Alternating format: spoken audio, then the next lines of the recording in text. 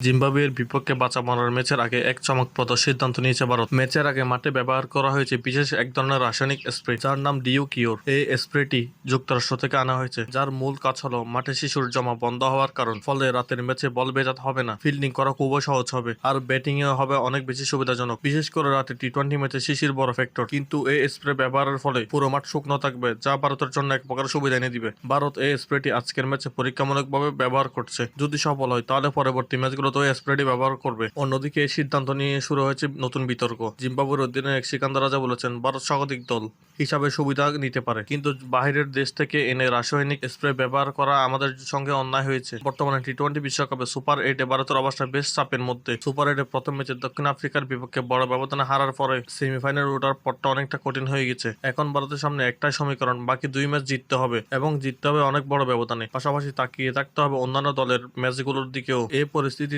জিম্বাবুয়ের বিপক্ষে ম্যাচটি ভারতের জন্য হয়ে উঠেছে বাঁচা মরার লড়াই। দেখা যাক শেষ পর্যন্ত এই ডিকিউর স্প্রেটা কি ভারতের ভাগ্য বদলাতে পারবে, নাকি আবারও হতাশ করবে।